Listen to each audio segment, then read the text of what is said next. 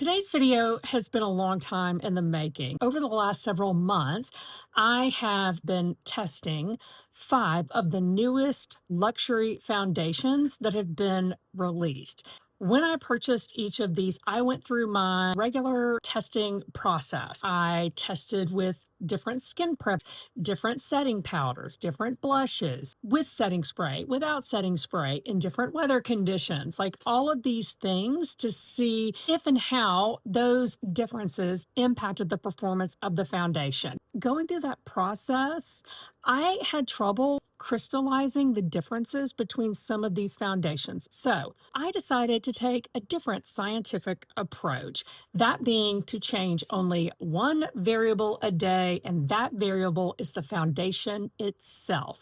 You are going to see me over the course of really the last 5 days of my life apply each of these foundations. You are going to see a check-in and you're going to see how they look at the end of the day. I kept everything else the same in terms of my skin prep and my makeup. I did not apply setting spray. And finally, I didn't do any touching up during the day. So we got a lot to get through. Let's kick off our day number 1 foundation. Day 1 is all about the Givenchy Prismalibre Glow Serum Blurring Foundation, which retails for $61. This foundation is described as a lightweight, hydrating, non-comedogenic, skincare-infused foundation with a natural finish and buildable coverage. I am applying the foundation on one side with just my hand, which is my preferred foundation application method. Here I'm just seeing if I can actually build this up a little bit. I mean, you saw how thin this foundation was after I had pumped it out of my hand. This is said to be medium coverage. I do think it builds up nicely. Now for the second side, I am using a sponge from One Size. I love this sponge. With this particular foundation being so thin, I did feel like I had to pump some more out to cover all of my face. So using a sponge definitely required me to use more product.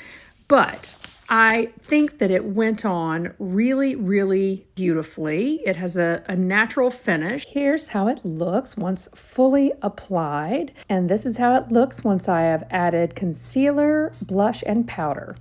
Now you can see how it looked at our midway point check-in in natural light. I think it looked pretty good. And here we are at our final check-in of the day. It has been 10 hours and I am definitely feeling oily. So I'm breaking out the blotting paper to see how much oil I can pick up. Let me spoil the suspense. It's going to be a lot. This foundation may be right for you if your skin is normal or slightly dry. You don't mind scent in your makeup. You want medium or even light coverage, and you don't mind touching up your makeup throughout the day. So that wraps up Givenchy.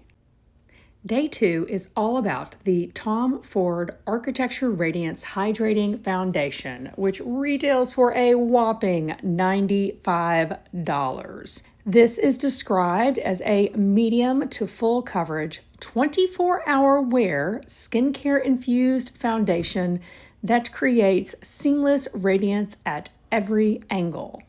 Also note that it includes broad spectrum SPF 50 to protect you from the sun. I noticed a much stronger scent than the Givenchy. This foundation goes on really easily and feels very lightweight. This is how it looks when fully applied. I'd say it definitely lives up to the name of being a radiant foundation.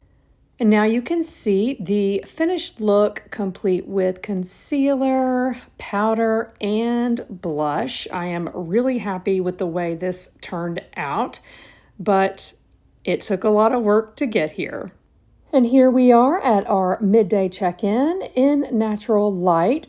And here we are at our final check-in of the day, 10 hours after application. Please try to overlook my eye makeup. I was having trouble with my eyes watering and I was rubbing around my eyes, but I don't think that can be blamed for how absolutely oily I look. Is this foundation for you? Well, it might be. If your skin is normal or slightly dry, you really like scented makeup products, you don't mind touching up throughout the day, and you have money to burn. So that wraps up Tom Ford. It is day 3, and Natasha Denona has entered the chat with her High Glam foundation, which retails for $52. This foundation is described as a medium buildable, hybrid blurring and self-setting, radiant serum foundation that hydrates and balances oils for up to 18 hours of creaseless wear. When I applied this, I didn't notice any scent at all. Like the previous 2 foundations, this is a pretty thin formula. I think this applies really beautifully. I think you can see it covering my redness as it's going on. This is also, as I said, a self-setting foundation. And here you can see how it looks fully applied, and how it looks once I have applied the rest of my complexion products.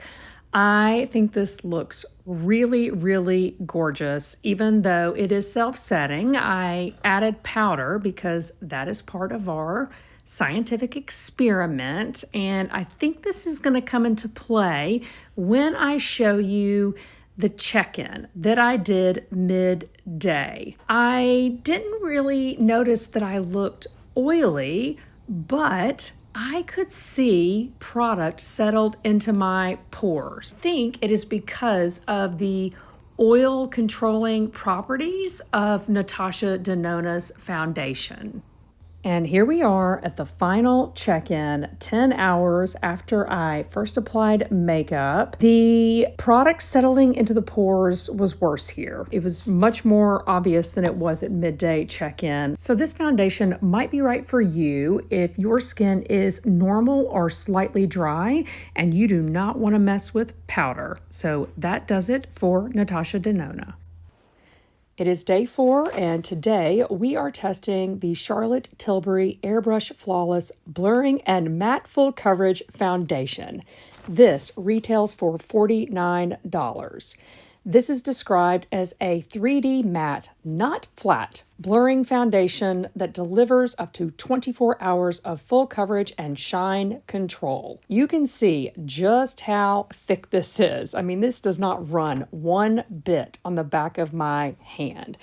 So I approached this by applying very small dots, somewhat close together, because this stuff does not spread easily at all. If I were wearing this on a regular day, I'd probably add something like the Laneige Milky Toner, so basically extra moisture as part of skin prep.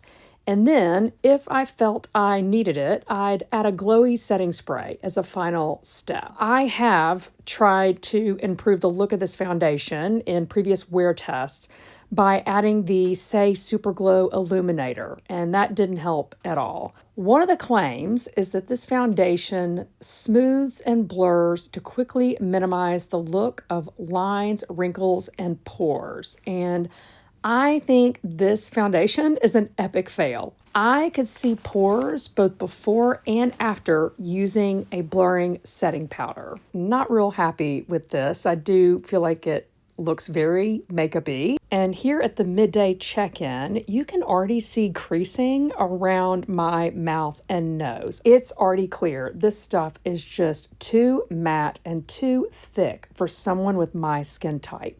And here we are at the final check-in of the day. This was actually an 11-hour wear test. While this is a drier foundation, we are going to do the oil test with one of the blotting papers. So I didn't really notice a lot of oil on the sides of my nose. Once I got to my chin and my forehead, I definitely had a little bit more oil. This foundation may be for you if you have oilier skin or want something that can double as drywall spackle.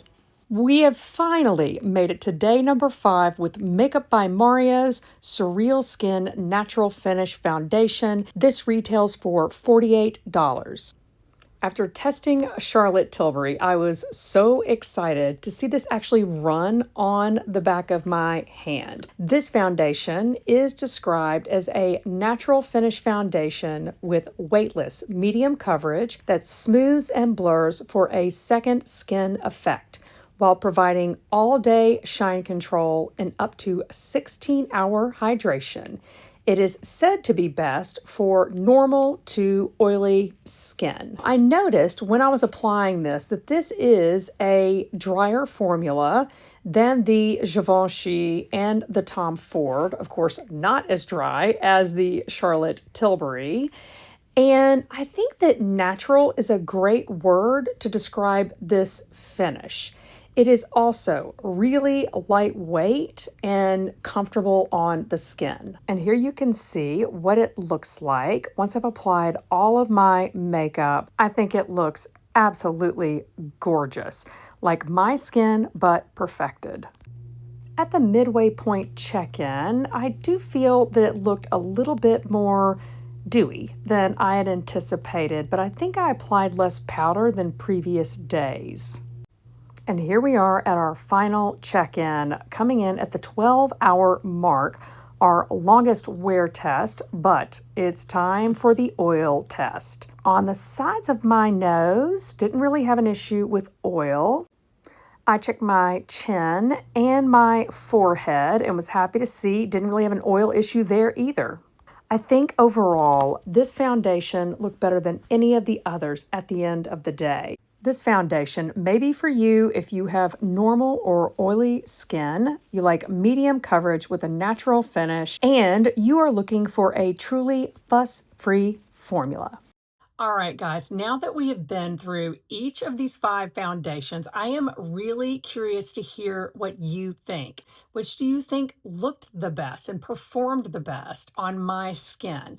And also, can you guess which of these is my favorite? Please leave a comment below. I would love to hear from you. And now I will tell you what my favorite is as of right now, and that is the Makeup by Mario. I did not expect this outcome. And I am making this decision not just based on the last 5 days, but of course, I have it in my mind, my overall experience with both the Natasha Denona and the Makeup by Mario as I was testing over weeks and weeks. And here is what I found. The Makeup by Mario foundation is more consistent and reliable. It goes on beautifully and easily. Like, I don't feel like I have to work very hard to make it look good. And that is huge for me because by the time I get to foundation, I have already spent a ton of time on eyeshadow. So I prefer a foundation that isn't as fussy. Also, the Makeup by Mario foundation is very comfortable. It doesn't feel dry. It doesn't look cakey or heavy.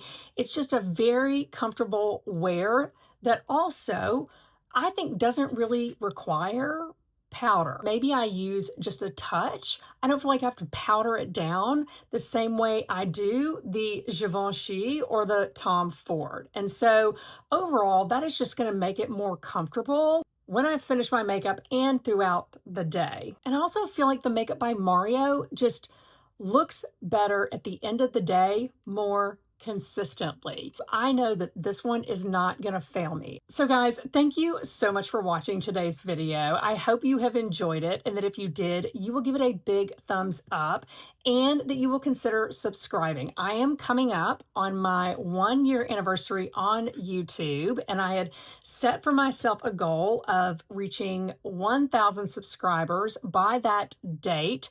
I've got a little less than a week to go, and I would love to have you here as a part of the community. So again, thank you so much for watching. I hope that this helped you, and I look forward to seeing you next time. Bye.